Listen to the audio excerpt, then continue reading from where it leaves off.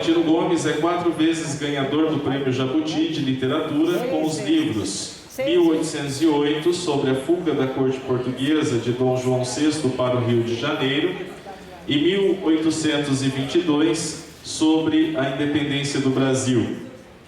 Sua obra também foi eleita o melhor ensaio de 2008 pela Academia Brasileira de Letras. Formado em jornalismo pela Universidade Federal do Paraná, com pós-graduação em administração pela Universidade de São Paulo, é membro titular do Instituto Histórico e Geográfico de São Paulo e da Academia Paranaense de Letras. Seu terceiro livro, 1889, recém-lançado pela Globo Livros, trata da proclamação da República.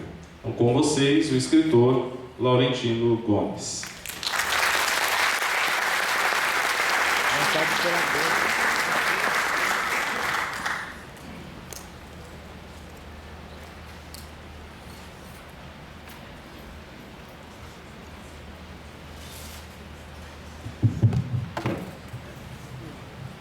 Bom dia a todos. Bom dia. Bem, eu queria cumprimentar a cidade de Paranavaí. Essa cidade é realmente uma grande honra vir a uma cidade que chama a si própria de cidade de poesia, né? Que bom seria se todo o Brasil valorizasse tanto as artes, a literatura, quanto a cidade de Paranavaí. Eu queria cumprimentar o prefeito, o licenciado Rogério, a primeira-dama Cristina, o Chico Ramos, nosso confrade. Queria também fazer um pedido de desculpas aos meus confrades e confreiras das academias que estão aqui hoje. Na correria ontem de ir para o aeroporto, eu esqueci a minha pelerine. Pelerine é esse traje regimental que nós usamos em ocasiões especiais, solenes, né? Isso quando nós nos esquecemos no pé da cama, do lado direito. Eu sei exatamente onde está. Então, por favor, não entendam como um desprezo pelo protocolo, mas como simples fruto da correria, da pressa, né? Eu tenho uma missão importante no Brasil hoje, que é ser um abridor de portas para a história do Brasil. Como sabem, eu sou maringaense, sou vizinho de porta aqui de vocês também, mas por um conjunto de circunstâncias que às vezes até é difícil de explicar, misterioso, né? Eu fui sendo levado a atrair a atenção de milhões de pessoas para esse tema tão fundamental, que é fazer uma reflexão mais aprofundada, mais estruturada a respeito da história do nosso país. Como todos vocês sabem, nós não estudamos história apenas com um caráter de entretenimento, de curiosidade por personagens, acontecimentos pitorescos, engraçados, bem-humorados, às vezes até caricatos do passado. Embora a história do Brasil tenha muito disso também. Um Dom João que comia quantidades monumentais de franguinhos, não tomava banho, tinha medo de ciris, de caranguejos e assim por diante. Mas nós estudamos história por uma outra razão muito importante, que é entender o Brasil de hoje. A história é uma ferramenta importantíssima de construção de identidade. É como se fosse um processo de psicanálise, né? Quando você vai pro divã do analista, você está olhando o passado em busca de respostas e de forças para seguir a vida adiante. Da onde eu vim, quem sou eu, minha família, meus traumas, minhas experiências emotivas no passado. Como é que eu uso todo esse arsenal para seguir adiante, enfrentando os altos e baixos naturais da vida? E eu diria que existe uma similitude muito grande entre psicanálise e história nessa dimensão. Porque é só realmente olhando o passado que nós conseguimos ter uma visão mais acurada, uma visão mais precisa do Brasil que nós temos hoje. Eu diria que isso é especialmente importante no momento em que nós vivemos também uma experiência inédita na nossa história, que são 30 anos de democracia sem ruptura. Em mais de 500 anos de história brasileira, isso é a primeira vez que acontece. 30 anos em que todos nós estamos sendo chamados a participar da construção do futuro de forma coletiva.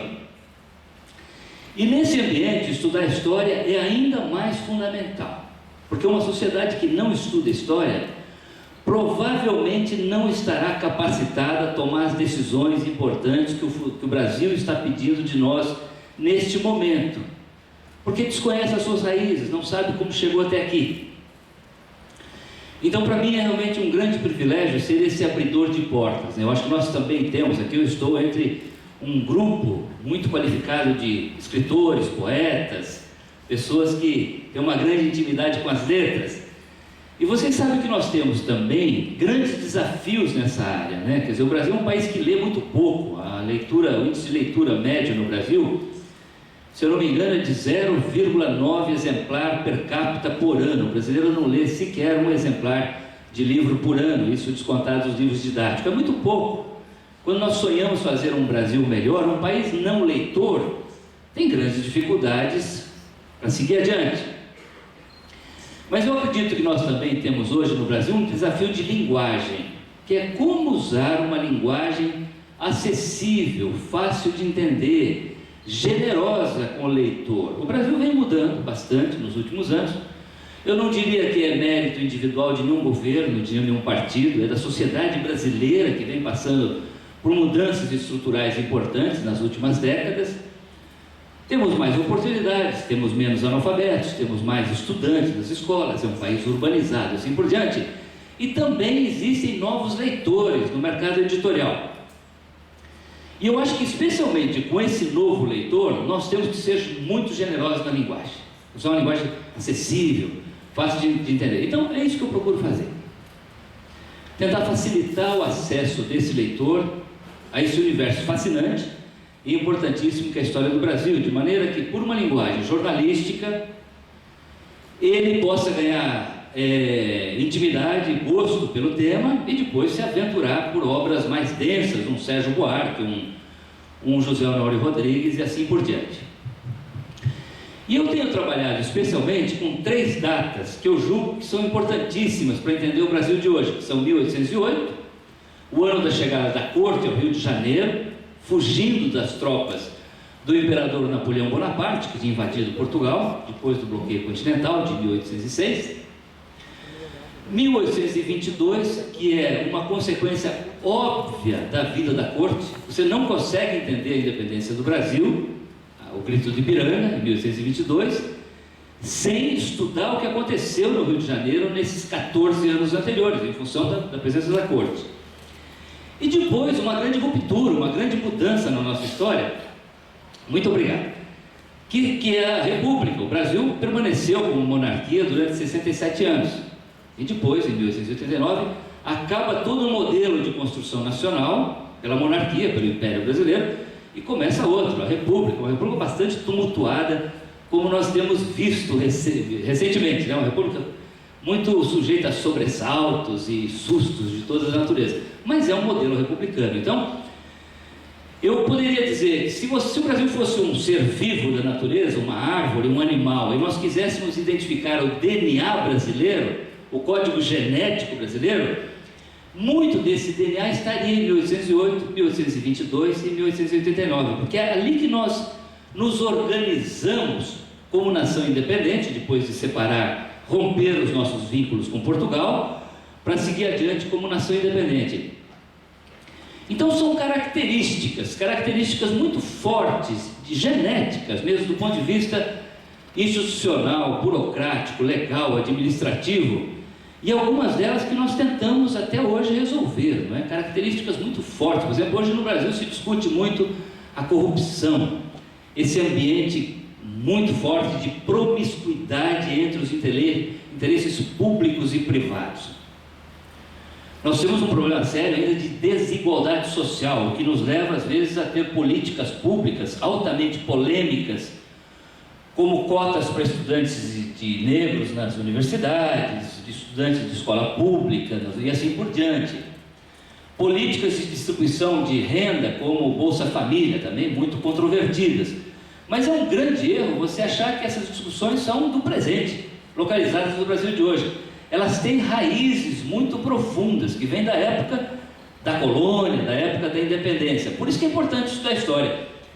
Porque se nós temos que nas urnas, como cidadãos de pleno direito, tomar decisões hoje que dizem respeito a essas políticas públicas, que por natureza são controvertidas em qualquer país do mundo, tanto melhor será a nossa decisão se nós entendermos quais são as raízes desses problemas, porque nós temos que resolver hoje esses passivos históricos que o Brasil, infelizmente, não conseguiu resolver no seu passado mais distante. Então, por isso que é importante, para entender o Brasil de hoje, estudar essas três datas, né? Essas três datas que marcam a construção do Estado brasileiro ao longo do século XIX. Eu diria que todos os nossos grandes defeitos provavelmente já estavam presentes lá, mas também algumas virtudes que geralmente nós ignoramos, desconhecemos, não é?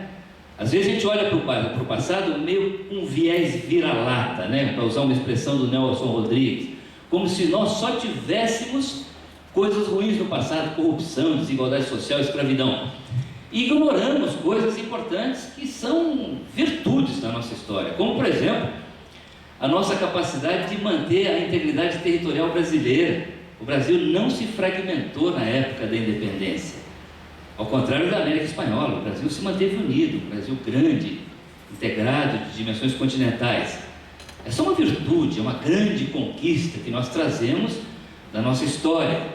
E aí eu lamento profundamente, às vezes, ver jovens que não estudaram história propondo hoje nas redes sociais a separação do Nordeste, do Sul e tal, só porque momentaneamente, circunstancialmente, nós votamos de forma diferentes em uma eleição. Não, gente, não é assim. É preciso estudar história para entender que a integridade territorial é uma grande conquista do passado, né? Um país que talvez possa ainda ser identificado como uma nação relativamente tolerante do ponto de vista racial, político, religioso, uma sociedade que, apesar das dificuldades, ainda consegue ouvir o outro, dialogar com o outro, cada vez menos, mas ainda temos essa característica.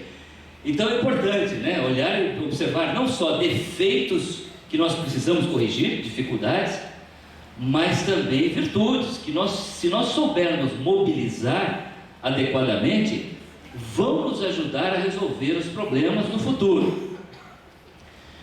1808 eu considero que é a data talvez mais importante da história do Brasil, por uma razão muito simples. Nesses brevíssimos 13 anos de permanência da Corte no Rio de Janeiro, entre 1808 e 1821, o Brasil passa por aquele processo que eu considero o mais profundo e mais acelerado de todos os seus 500 anos de história. É um período muito breve. O Dom João chega ao Rio de Janeiro, encontra aqui um território analfabeto. Estima-se que na época 99% da população não soubesse ler e escrever. Portanto, de cada 100 brasileiros, só um saberia assinar o seu próprio nome, ler e escrever. Portanto, um país dominado pelo analfabetismo, sem livros, sem jornais, sem meios de comunicação, isolado no território, dominado pela escravidão. De cada 3 brasileiros, um era escravo, o outro era negro forro, recém-liberto, mestiço, mulato, índio, uma população completamente à margem de qualquer oportunidade naquele final de período colonial brasileiro, marcado por uma grande desigualdade social, por uma grande concentração de riquezas, né? O Brasil herdou da época da colônia a concentração da terra na forma das capitanias hereditárias, nas sesmarias. Então era um país realmente muito isolado, muito analfabeto, muito ignorante, e um país dominado pela escravidão. O Brasil foi o maior território negreiro das Américas, de 10 milhões de escravos que vieram para o continente americano nos 350 primeiros anos depois do descobrimento. 4 milhões vieram para o Brasil. O Brasil recebeu 40% de todos os escravos da América. E hoje eu diria assim que é lamentável que nós não tenhamos um único grande museu da escravidão no Brasil. É como se nós tivéssemos passado uma borracha nessa questão. Não existe, eu não vejo, eu não quero ver, eu não quero lembrar. O Brasil foi o maior território escravagista da América, ou escravista, né, para usar um termo mais acurado, correto. E o Dom João chega e ele precisa governar o Império Colonial Português a partir do Rio de Janeiro. Então ele começa um processo de transformações muito profundo, muito acelerado. Abre os portos, cria a imprensa régia, que passa a publicar livros e jornais, autoriza manufaturas, cria a Real Casa de Suplicação, que seria hoje o equivalente ao Supremo Tribunal Federal, que até então funcionava em Lisboa, passa a funcionar no Rio de Janeiro. Ele cria o Jardim Botânico, academias militares de ciências agrícolas, escola de medicina em Salvador, mas não só, ele faz mudanças do ponto de vista burocrático, institucional. Ele também promove aquilo que os historiadores às vezes chamam de um processo civilizatório nos trópicos. Ele traz compositores, artistas, dançarinos, pintores, o Debré, o Gendas, as missões científicas de Saint-Hilaire, de Márcio Spiques. Então, é um processo não só de transformação do ponto de vista institucional, mas também de dar, especialmente ao Rio de Janeiro, algum traço de sofisticação digna de tornar essa cidade digna de abrigar uma corte exilada nos trópicos. Quando Dom João vai embora, a consequência óbvia era a independência. Quer dizer, o processo de transformação tinha sido tão grande que não havia a possibilidade do Brasil retornar à condição de colônia que vigorava até 1807. Aliás, é muito simbólica a frase famosa de Dom João, dita ao seu filho, o príncipe regente Dom Pedro, futuro imperador Pedro I do Brasil, na noite anterior ao embarque de volta para Lisboa, né? Ele chamou o Dom Pedro no seu quarto, no Palácio São Cristóvão, e disse o seguinte: Pedro, se o Brasil se separar, antes que seja para ti, que me has de respeitar, do que para qualquer um desses aventureiros. Essa frase é muito interessante, porque ela mostra, primeiro, que o Dom João não era o bobalhão e o desqualificado que às vezes nós lemos em livros de história do Brasil ou em séries ou filmes como o Carlota Joaquim, Princesa do Brasil. O Dom João, embora tivesse grandes dificuldades pessoais, ele era realmente um homem muito indeciso, muito medroso, ele sabia o que ele estava fazendo. E essa frase mostra isso, que o Dom João tinha plena consciência de qual era o resultado da sua presença aqui nos trópicos do Rio de Janeiro, naqueles 13 anos. Porque essa frase, ela tem 3 mensagens, uma frase muito curtinha com 3 mensagens ao mesmo tempo. Primeira mensagem: a independência vem aí, né? Se o Brasil se separar, o que ele está dizendo? O Pedro, depois de tudo que nós fizemos aqui no Rio de Janeiro nos últimos 13 anos, não dá mais para manter o Brasil como colônia. O Brasil vai se separar de Portugal. Segunda mensagem: já que o Brasil vai se separar de Portugal, controla você o processo de independência do Brasil, antes que seja para ti que me has de respeitar. Ele está dizendo o seguinte: vamos nós da Real Família de Bragança organizar, controlar e liderar o processo de independência do Brasil. Para quê? Para que o Brasil não caia nas mãos desses aventureiros. Quem seriam os aventureiros da frase do Dom João? Os republicanos que estavam fazendo a independência da América Espanhola. Bernardo O'Higgins, José de San Martín, Simão Bolívar, e que acabavam com a monarquia. Não tem rei na república, ou seja, a América Espanhola se tornou independente da Espanha de forma republicana. Então o que o Dom João está dizendo é o seguinte: olha, o Brasil vai se separar, controla você o processo de independência e não deixe que o Brasil se torne uma república, mantenha o Brasil como monarquia. E é de fato o que acontece no ano seguinte, né? Essa coisa curiosíssima que é o nosso processo de independência. O Brasil rompe os seus vínculos com Portugal, mas se mantém como monarquia. E o herói da independência brasileira não é um republicano como Thomas Jefferson, como Benjamin Franklin, como John Adams ou o Simão Bolívar. É o herdeiro da coroa de Portugal, o príncipe regente Dom Pedro. E o Brasil se mantém como monarquia por mais de 67 anos. É um caso único da América. É o que os historiadores às vezes chamam de uma flor exótica na América, uma ilha monárquica cercada de repúblicas por todos os lados. Aí vocês vão perguntar, mas como foi que isso aconteceu, né? Como é que o Brasil, primeiro, não se separou, não se fragmentou, ao contrário dos nossos vizinhos, e como o Brasil se manteve como monarquia, o que era uma coisa improvável. O Sérgio Buarque de Holanda defende duas teorias que eu gosto muito. A primeira, o Sérgio Buarque disse o seguinte, que em 1821, o Brasil ainda não estava pronto para a independência, mas há uma guerra civil em Portugal, a Revolução Liberal do Porto, uma guerra civil entre monarquistas absolutos e constitucionais, entre republicanos e monarquistas. É um vácuo de poder que ocorre na metrópole. A metrópole entra em crise como resultado da Revolução Francesa, das guerras napoleônicas, da vinda da corte para o Rio de Janeiro. E aí os brasileiros, que na verdade preferiam uma outra fórmula, que era manter o Reino Unido, Brasil, Portugal e Algarve, isso era conveniente para os brasileiros se veem meio que obrigados a levar adiante um projeto alternativo, que a rigor eles não queriam, que era um processo de separação total. Essa é a primeira tese do Sérgio Buarque, que a independência do Brasil ocorre no vácuo de uma crise de poder na metrópole.